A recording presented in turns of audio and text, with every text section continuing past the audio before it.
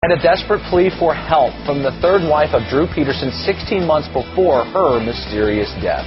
Good evening. Thanks for joining us. I'm Rob Johnson. I'm Diane Burns. A number of developments tonight in the investigation into the death of Kathleen Savio, including a statement tonight from the coroner. West Suburban Bureau Chief Mike Puccinelli is live in Bolingbrook tonight. Mike? Diane, Drew Peterson was spotted by our news partner, the Naperville Sun, today on the 4th floor of the courthouse annex in Joliet. Now, it's not clear if the grand jury was meeting to hear evidence in the Stacey Peterson case, the Kathleen Savio case, or in both. What is clear tonight is that Kathleen Savio's sister is now more certain than ever, she says, that her sister was murdered. That's one of the reasons why she released letters tonight where she believes her late sister makes that case in her own words. Kathleen Savio has been in her eternal resting place for 3.5 years, but tonight her voice is being heard in a letter from the grave. It was written in 2002, 16 months before the mother of two was found dead in a bathtub. In it, she accuses Drew Peterson of violence, saying, "There have been several times throughout my marriage with this man where I ended up at the emergency room in Bolingbrook for injuries." And sometimes she claimed the veteran police sergeant used weapons, saying, quote, "He pulled out his knife that he kept around his leg and brought it to my neck. I thought I'd never see my boys again. I just told him to end this craziness, and he for some reason pulled back. I didn't tell the police because I know they can't protect me from him." Her sister says Kathleen always lived in fear of her husband. She knew she was going to be killed. That's what she told me. She came right here and told me. Oh, yeah, and she said, "Take care of my boys and make sure you get these papers, and I want you to go get them."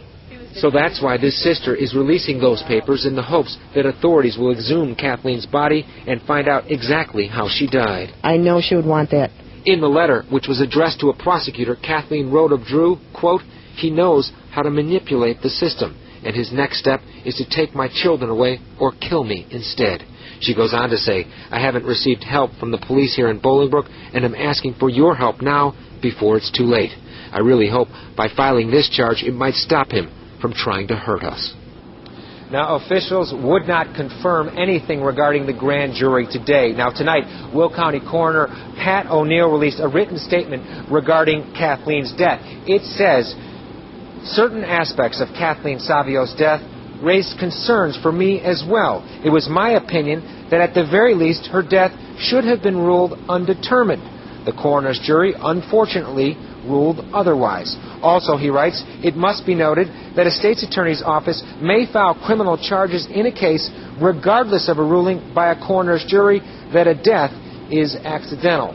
Of course, no charges were ever filed in that case, but the current state's attorney has decided to re-examine that case in light of the disappearance of Stacey Peterson. Live in Bolingbrook, outside Stacey Peterson's house, Mike Puccinelli, CBS 2 News.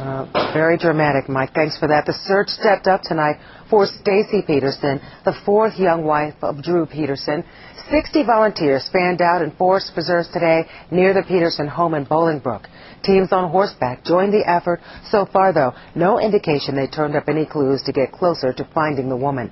Stacey Peterson disappeared 11 days ago.